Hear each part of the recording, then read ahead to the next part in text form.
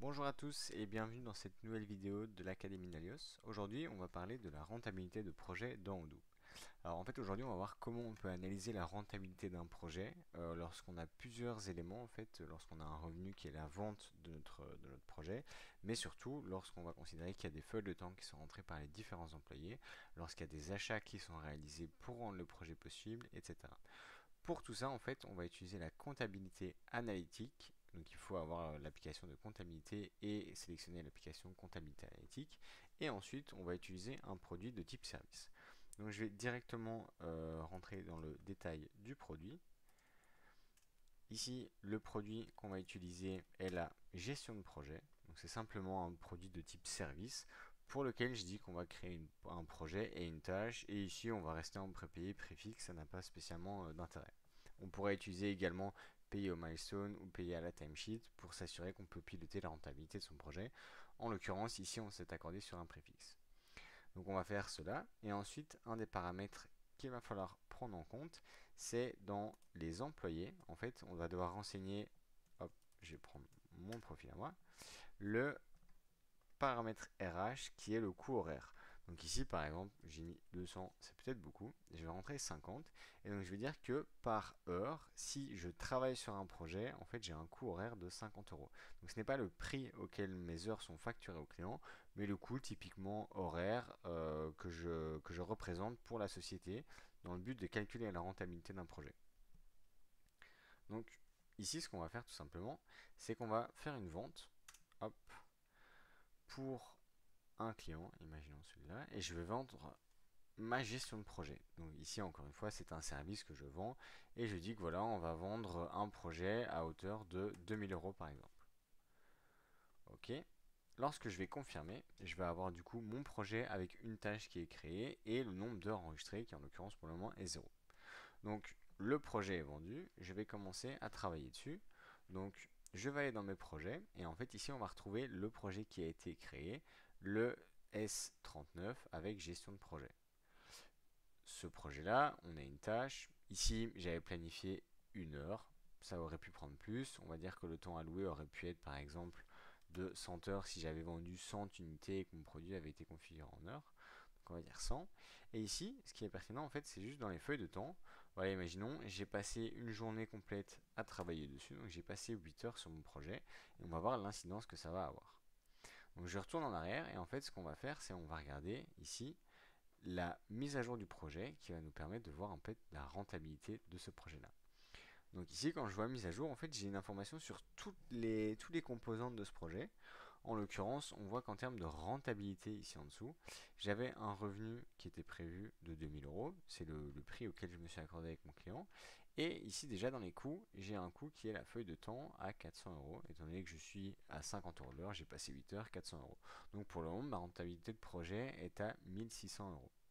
Imaginons maintenant que pour ce projet-là, j'ai besoin de faire un achat. Imaginons que j'ai besoin d'acheter du matériel. Donc, on va passer un achat à ce fournisseur-là pour peu importe le produit. Imaginons ce produit-là. Ici, à un prix unitaire de 200 euros. Ici, lorsque je passe mon achat, sur la ligne de mon achat, je vais renseigner une distribution analytique. Je vais dire en fait, ce produit-là, je l'achète pour le projet numéro 39 afin de renseigner ce coût sur le bon compte analytique. Je pourrais diviser ça et dire que seulement 50% de cet achat va au projet, etc. Je pourrais acheter plusieurs projets et dans le même bon de commande, je pourrais acheter plusieurs produits pour des projets différents. Ça, vous avez vu en détail dans la vidéo concernant la comptabilité analytique. Ici, on va vraiment se concentrer sur la rentabilité d'un projet. Donc, je fais ça. Imaginons, je confirme la commande, je reçois les produits, je valide, ce qui me permet de créer la facture. Et donc, je vais créer la facture de ce fournisseur-là. Et on voit que j'ai toujours mon compte analytique ici, ma distribution plutôt, concernant mon projet. Forcément, il faut mettre une date. Hop, je dirais que c'est aujourd'hui. Je confirme. Je vais retourner voir un peu mon projet et voir comment la rentabilité a été impactée. Donc, hop, mise à jour du projet.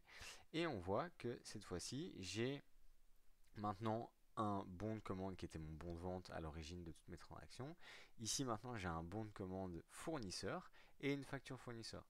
Donc on voit ici en fait que dans ma rentabilité, j'ai toujours les 2000 euros, moins 400 euros de facture, de feuille de temps, pardon, et moins 200 euros de mon bon de commande pour l'achat de mon matériel. Et donc, ma rentabilité est tombée à 1400 euros. Tout simplement, 2000 euros moins les 600. Ici, en fait, on pourrait également voir qu'on a plusieurs colonnes. On a facturé, à facturer et prévu. Ça, en l'occurrence, ça va être lorsque je fais un achat auprès d'un fournisseur, que j'ai confirmé ma commande, mais que je n'ai encore rien reçu et rien facturé. Bah, tout simplement, on va avoir prévu moins 200, mais rien dans facturer, plutôt, mais dans à facturer. Donc j'aurai moins 200, 0. Et donc en fait, je peux aussi suivre l'état d'avancement de la facturation de ces différents coûts. Je peux voir si ça a été facturé, si c'est à facturer, et du coup au total ce qui est prévu. Ce qui est intéressant aussi, c'est que je peux tout retrouver depuis les smart buttons ici au-dessus. Et donc si je veux voir en fait en l'occurrence quel était ce bon de commande à moins 200 euros, j'ai simplement à cliquer ici au-dessus et je retombe dessus. Je pourrais également cliquer là et voir l'ensemble des bons de commande qui avaient été générés pour ce compte analytique. Et on voit ici, ben voilà, j'ai une pièce comptable, c'est cette facture-là qui en fait que j'ai 200 euros de coût à renseigner sur mon projet. Donc voilà, on pourrait continuer à faire des timesheets, continuer à ajouter des achats et évidemment on pourrait faire des upsells et donc ajouter des produits de vente qui viendraient gonfler ma marge.